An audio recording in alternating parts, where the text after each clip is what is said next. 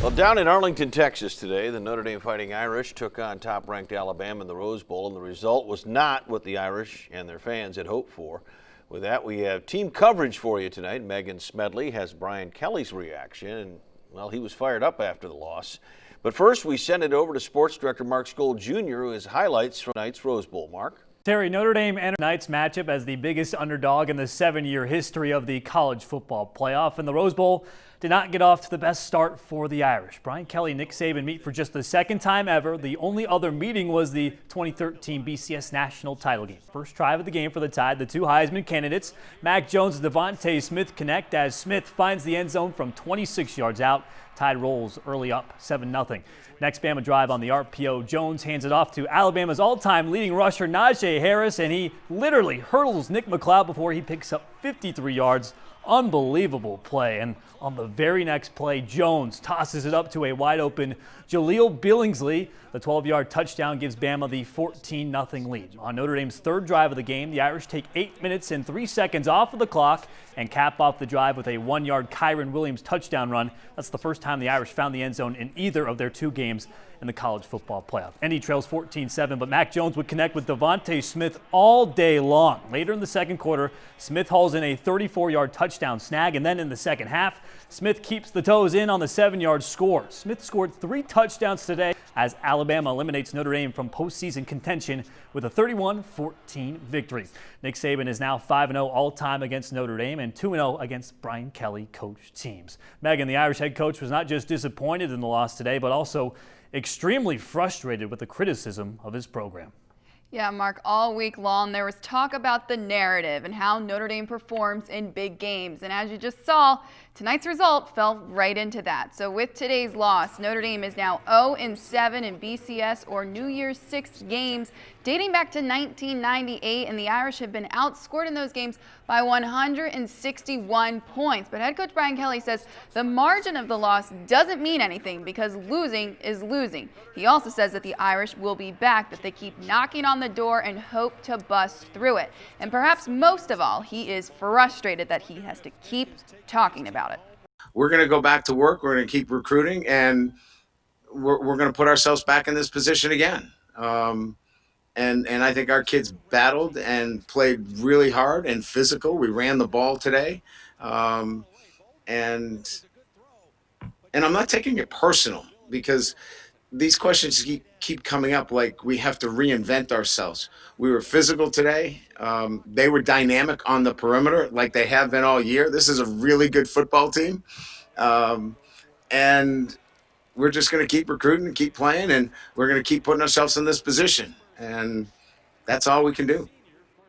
Kelly later said that people keep saying Notre Dame isn't good enough, but that those people are going to have a problem because they are going to keep winning games and they are going to keep getting back to the college football playoff. Kelly also felt disappointed tonight because it was the last time he would coach this group of players. Mark? Kelly was certainly disappointed, but so was the entire Irish locker room. After a season of many sacrifices due to COVID-19, Notre Dame's road to its first national title since 1988 ends in disappointing fashion, especially since the Irish players truly believed they could win it all this year. Due to the coronavirus, the players sacrificed their normal lifestyle and habits just to make it to this point, and they say the loss really stings because they now know their season is over.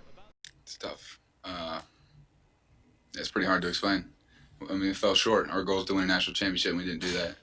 So, a lot of us, me and Rob and I, we're done. It's up to these guys now. But I trust them, and I plan on them being back here, and I'll be watching. I think the loss, is hurtful to all the guys on the team.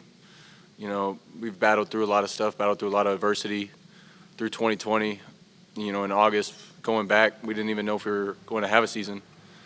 So having a successful season, going undefeated in the regular season is special. And we'll have more on the special run the Irish went on during the 2020 season coming up in sports. But for now, live in studio, Mark Skol Jr., 16 News Now. Good morning to you. Like Notre Dame's season, the careers of several Notre Dame football players came to an end last night. We continue our team coverage as Megan Smedley joins me in Studio B to talk about what might be the end of the road in South Bend for linebacker Jeremiah Owusu-Koramoah. But first, we start with the leader of the Irish offense.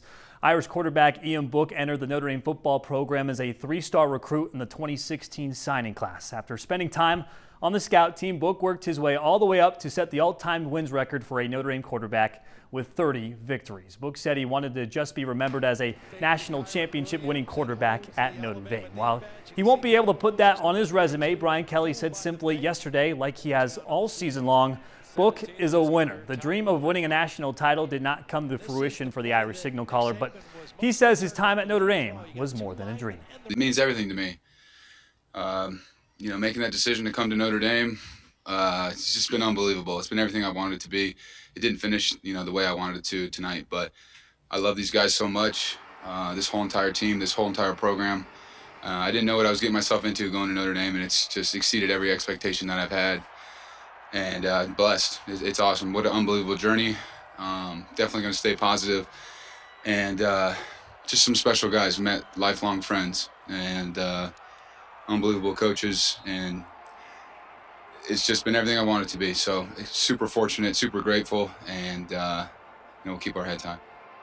Next up for Book is to start preparing for the NFL draft. He already accepted an invitation for the Senior Bowl in Mobile, Alabama, as he now chases his dream of playing in the NFL. Now, Megan, one player who has received a ton of NFL draft hype is linebacker Jeremiah Owusu-Koramoah, and he has a big decision to make on his NFL future. Now, Mark, Wu was being pretty coy, making it known that he hasn't made any official announcements yet about his future at Notre Dame.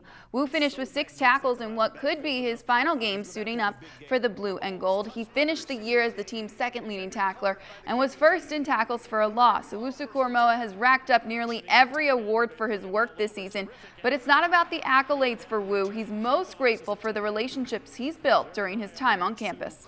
This university means to me is just the people who are in this university. I think that's what makes up, such a prominent place.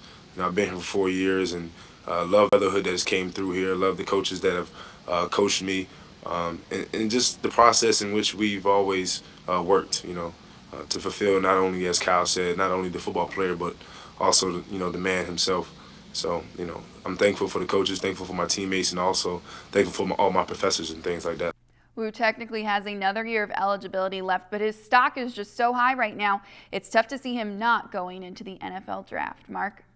Megan, it's very likely he does go to the NFL. JOK made himself some money this year in a special Notre Dame season that comes to a disappointing end. Thank you all at home for following our Notre Dame football coverage all season long. For Megan Smedley, I'm Mark Skol Jr.